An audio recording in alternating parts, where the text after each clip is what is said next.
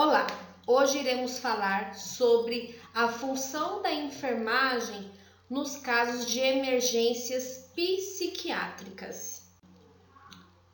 Bom, o que é emergência psiquiátrica? Emergência psiquiátrica é aquela situação, onde o paciente está descontrolado, por conta de alterações psíquicas.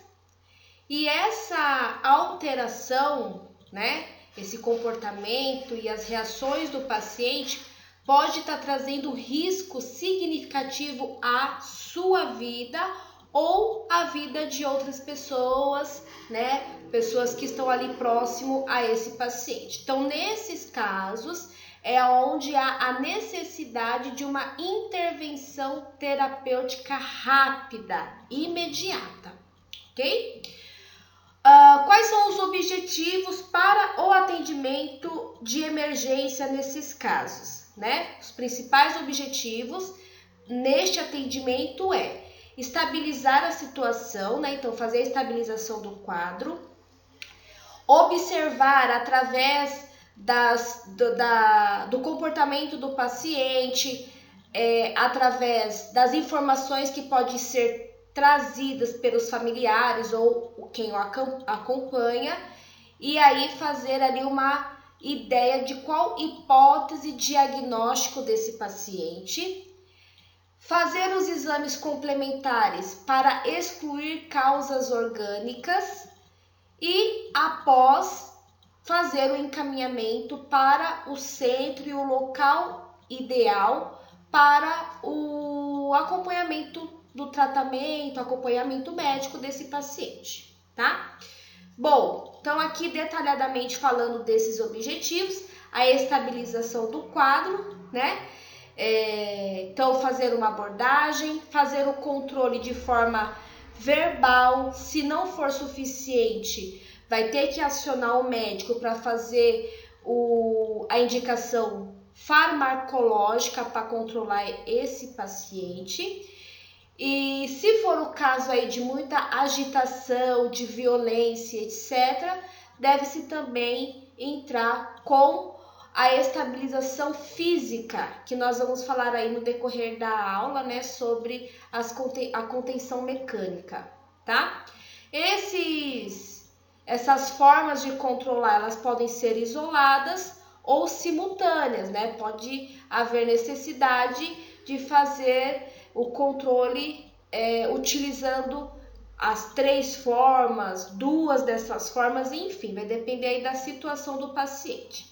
A hipótese diagnóstica, como eu estava falando, é você ter a ideia ali do que pode estar acontecendo. Isso de primeiro momento você consegue obter através das informações que podem ser trazidas aí pelos familiares ou quem estiver acompanhando esse paciente, E essas ideias, essas hipóteses podem ser quadro orgânico, que seria o quê? Uma doença orgânica, não necessariamente que esse paciente seja um doente mental, mas sim alguma questão no cérebro, alguma questão neurológica que pode estar acontecendo e que faz com que o paciente tenha aquele comportamento.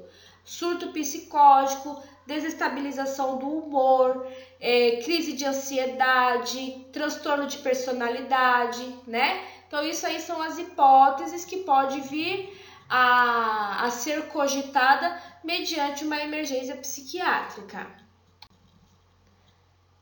A exclusão de causas orgânicas, de alguma doença fisiológica, Então, isso vai ser feito através da realização de exames laboratoriais, exames de imagens, para ir fazendo os descartes do que pode ou não pode ser e estiver acontecendo com esse paciente, tá? O encaminhamento desse paciente, então, obviamente, que depois de ter acompanhado, ter estabilizado, ter feito ali aquele primeiro atendimento com o paciente, dependendo do que for descoberto, com certeza esse paciente, esse cuidado não vai parar por ali, Então, é onde deve ser o quê? Deve ser feito o encaminhamento para uma instituição, para, né, a unidade especializada para atender esse paciente, ok? Local de atendimento para as emergências psiquiátricas. Deve ser um local com privacidade, né?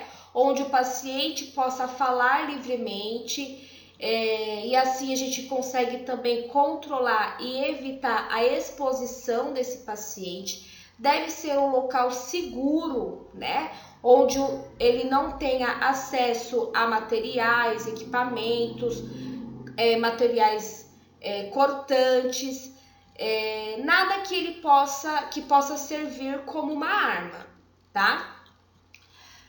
Pacientes com risco de violência, né? Pacientes aí, agressores, enfim.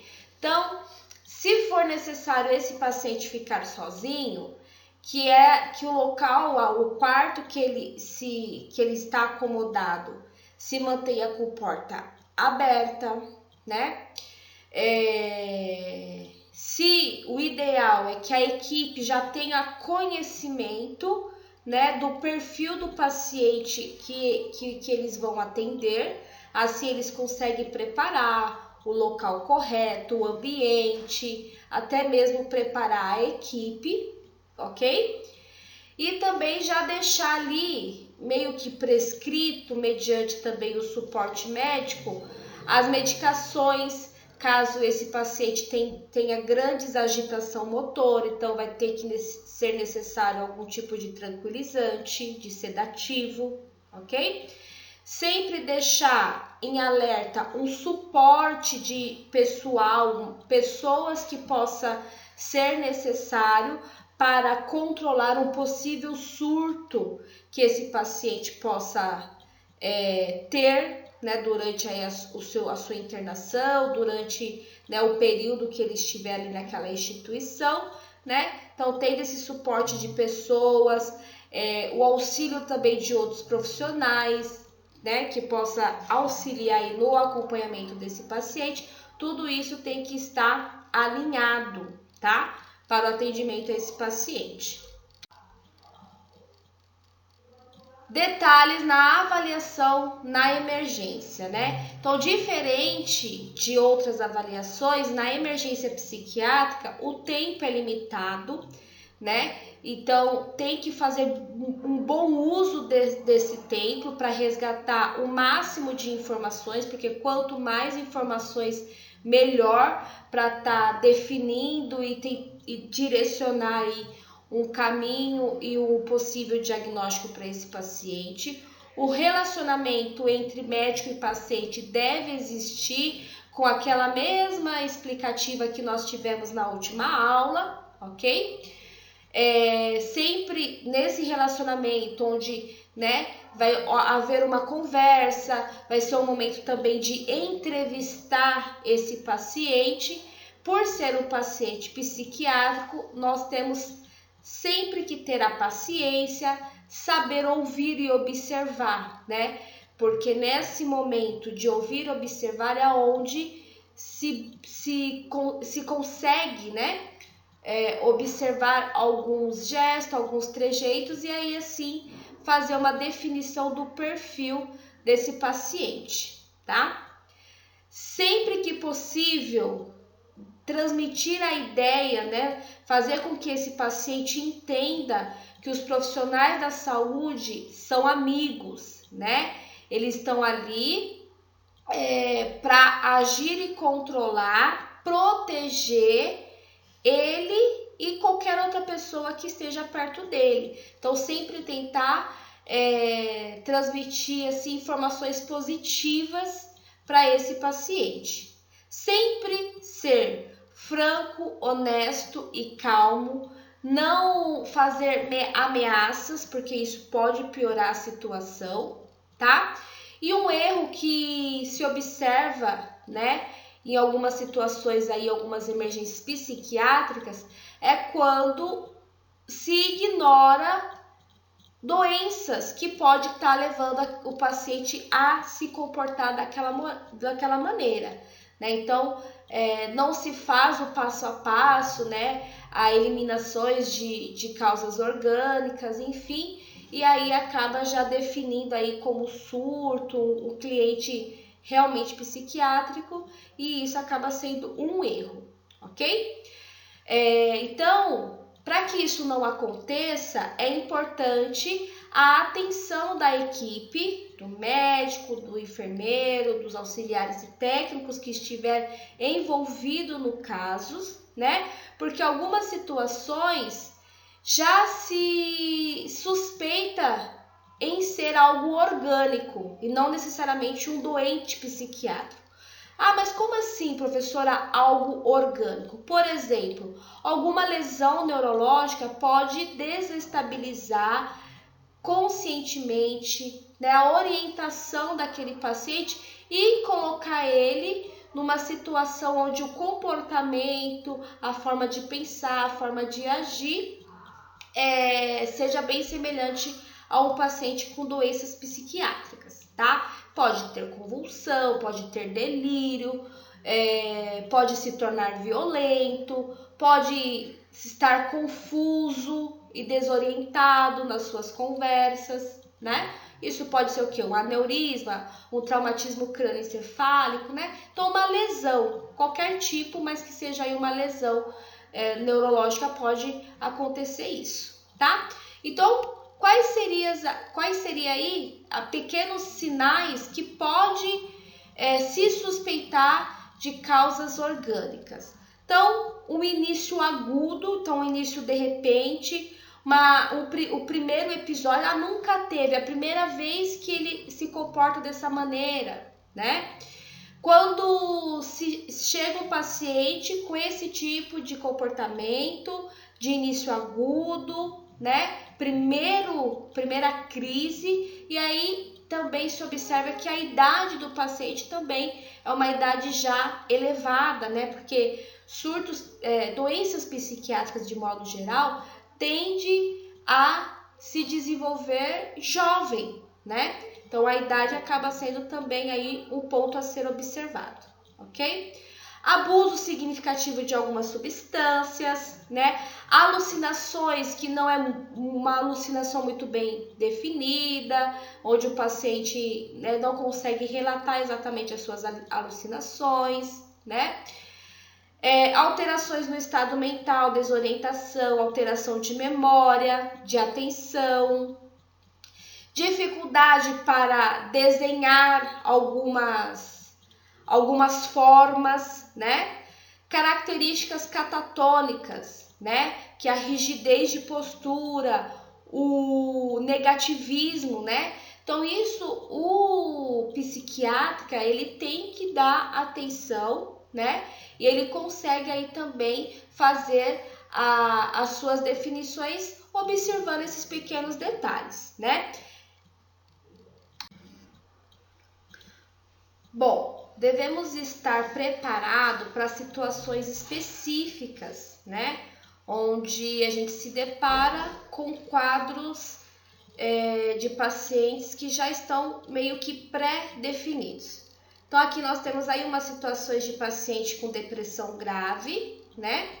Onde a principal situação aqui marcante é a questão do suicídio, né? E nesse caso a gente tem que estar atento, porque assim, não é porque o paciente fala em se suicidar, ou às vezes ele já tentou até se suicidar, que ele realmente quer morrer. Muitas das vezes essa atitude dele nada mais é que para, por exemplo, ver e tentar que outras pessoas mudem de ideia, por exemplo, uma separação, né? Será que se eu tentar me suicidar, ela muda de ideia e volta para mim, né? Se eu tentar me suicidar, será que certas pessoas vão sentir dó e pena de mim? E aí, né, tentando fazer com que o suicídio resolva algum sofrimento ou alguma perda que esse paciente teve, ou está passando por uma situação de vício, né? Então, assim, após avaliar o paciente com esse quadro, fazer todas as intervenções e tudo mais, sempre observar se esse paciente ainda continua com as ideias, né, do suicídio, se ele ainda considera o suicídio, tá? Sempre nesse acompanhamento, tentar buscar quais os problemas que o levaram a tomar essa atitude, né? Como eu falei, se foi uma separação, se foi um problema financeiro grave, enfim, né? Então isso também é importante, tentar descobrir qual o motivo pelo qual ele quer tirar a sua vida, ou pelo menos tentar tirar a sua vida, ok? Se esse paciente já é um paciente que já tem um histórico, né, de doenças psiquiátricas ou de suicídio, enfim, tentar buscar informações, né, até mesmo do próprio paciente, para saber como que ele como ele conseguiu lidar, né, com as suas crises, né? Se ele teve apoio, se ele não teve, como que é também o ambiente familiar dele, né? Então isso é importante para saber que se esse paciente tiver alta daqui a uns dias, se isso vai ser se vai ser um problema, né? Ou simplesmente se vai ser um gatilho para uma nova tentativa de suicídio. Então isso tudo tem que estar bem alinhado pelos profissionais, né? Mais definitivamente aí pelo psiquiatra que for acompanhar. Sempre tomar cuidado com aquela ideia e com aquela frase, né? Quem quer se matar não avisa. Isso, gente, não é verdade, tá? Então, tem que evitar esse tipo de comentário, né? Se o paciente está com essa ideia, né?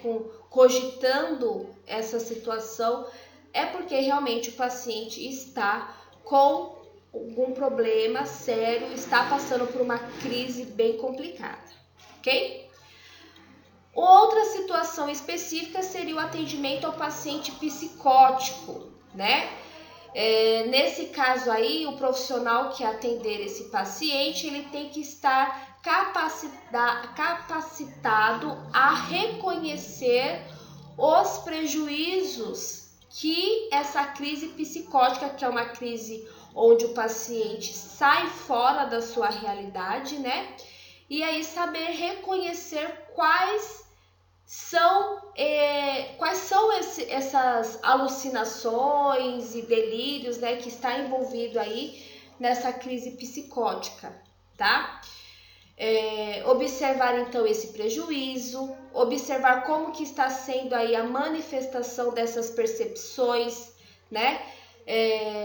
E assim avaliar também o quão intensamente está desorganizado a mente desse paciente, né? Porque a partir daí a gente também consegue entender quais os riscos e a gravidade desse paciente, os riscos e a gravidade dessas alucinações e delírios que ele está desenvolvendo, tá? O manejo com esse paciente, né? Ter muita atenção na interpretação desses delírios, dessas alucinações. Muitas das vezes o que ele fala parece ser real, né? Então o médico ele tem que estar preparado, tem que idealizar ali as perguntas e as condutas corretas para conseguir fazer esse manejo de forma correta. Sempre que falar com o paciente, falar de forma clara, objetiva, com frases curtas, né? Explicando na medida do possível todos os procedimentos que será feito com esse paciente, tá? E que tudo isso está sendo feito com um único objetivo, que é ajudar esse paciente, tá? Se o paciente tem um convívio familiar, é importante que essa família esteja presente, até mesmo para estar esclarecendo aí a dimensão do problema psiquiátrico desse paciente e assim dando a oportunidade para a equipe, o médico buscar mais informações, ok? As principais dificuldades no acompanhamento, no atendimento ao paciente psiquiátrico, né? A gente já até comentou sobre isso, que seria o quê? A não adesão ao tratamento, principalmente ao tratamento farmacológico, né? Muitos desses medicamentos traz aí uma reação adversa, né? Um efeito colateral às vezes bem desagradáveis, onde faz com que o paciente também não adere ao tratamento. Quando o paciente não tem ali um apoio familiar, um acompanhante que possa também, né, estar ali firme, né, também fica complicado, porque se deixar na mão desse paciente pode perder, pode esquecer os horários, então acaba sendo bem difícil, né, quando não tem aí esse suporte familiar, tá? Quando esse paciente está muito agitado, né, onde a agressividade também pode estar presente, então agitação motora, as atitudes alucinatórias, a inquietação também acaba sendo uma dificuldade. Muitas das vezes vai ser necessário a contenção mecânica e química, né, que seria aí o uso de medicamentos, de fármacos aí, tranquilizantes, para acalmar, né, os calmantes, tranquilizantes, para acalmar esse paciente. Possíveis agressões, né? Quando isso pode acontecer mediante ali a gravidade, algo muito presente em pacientes com surtos psicóticos, essas agressões geralmente pode acontecer com a família, né, por estar ali dia a dia com aquele paciente, tá? Ou às vezes ele pode estar achando que está se defendendo de alguma alucinação, né? Então isso também é muito comum a gente observar. Olha, você bateu na sua mãe, você machucou a sua mãe. Não, eu não bati na minha mãe, eu machuquei, eu dei um soco naquela pessoa que queria me matar. Então assim, ele enxerga essa pessoa no corpo da mãe dele, né? Então isso é bem complicado. Nesses casos onde a gente observa esse risco, né, que foi aquilo que a gente falou no início, né, onde ele está em risco, colocando outra pessoa em risco, é onde a internação acaba sendo cogitado, tá? Então, o paciente violento, ele pode estar violento por diversas razões. As situações mais comuns os transtornos mentais, a intoxicação ou abstinência por drogas, né? Os transtornos como epilepsia, transtornos de personalidade, transtorno de paranoide, né? Quando a gente estava falando, né, que a paranoia, a psicose, né? São os motivos mais comuns aí onde o paciente desenvolve esse comportamento agressivo, tá? Preditores de comportamento violento, tá? Então seria o quê? Preditores seria sinais, vamos entender assim, né? Os sinais que podem ser observados que possa aí desconfiar, vamos dizer assim, né, que esse paciente pode ser um paciente violento, ou se ele entrar numa crise mais intensa, ele vai ser um paciente violento, tá? Então, durante as consultas, o comportamento do paciente, observar o comportamento, a gente já consegue ali subentender se ele vai ser um futuro agressor, vamos dizer assim, né? Se o paciente tem histórico de consumo de álcool, de droga, se ele tem histórico de atos violentos no passado, se ele foi um paciente abusado violentamente, sexualmente na infância, quando o paciente tem baixa tolerância a frustrações, então ele não consegue digerir, resolver acaba ficando muito descompensado com pequenas situações que acontecem ali na sua vida. Quando o paciente, ele a todo momento ele se coloca numa baixa autoestima. Então isso são situações que pode, né, entender que é um paciente que, se não teve ainda uma crise agressiva de agressão, ele pode ter a qualquer momento, tá? Manejo, como lidar com essa situação? Então, deixar o paciente falar livremente, sem pressioná-lo, sem muitas perguntas, né? Nunca confrontar esse paciente, né? Mas de qualquer forma, né? Porque nós não estamos confrontando, que estamos concordando, pelo contrário, né? Nunca negar a gravidade da situação. Deve ser claro, firme e conciso com as nossas intervenções, nossas como profissional da área da saúde, né? Mover-se calmamente e manter as suas mãos em local visível pelo paciente. Então, nunca fazer o quê? Movimentos bruscos perto desse paciente, né? Algum vacilo nesse sentido, algum material, equipamento que seja que estiver perto desse paciente, ele pode usar como uma arma, né? Então, a gente tem que ter calma nesse sentido. Tem que ter esse cuidado, esse zelo, né? Então, no tom da sua voz, nas palavras que você usa, alguma palavra de confronto, de inibição, pode desengatilhar essa crise agressora do paciente, e é uma situação que, com certeza, um profissional não vai dar conta. Ele vai ter, por necessidade, nem por obrigação, por necessidade, o auxílio de outras pessoas para tentar controlar esse paciente.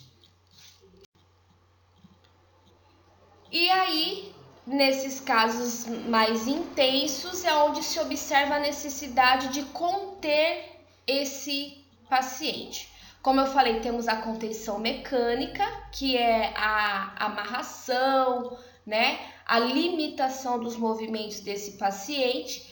E também temos a contenção química, que é o uso dos fármacos, né, os sedativos e tranquilizantes, que é feito pelo médico, né? Nesse caso, o uso de fármaco tem que ter ali a indicação pelo médico, tá?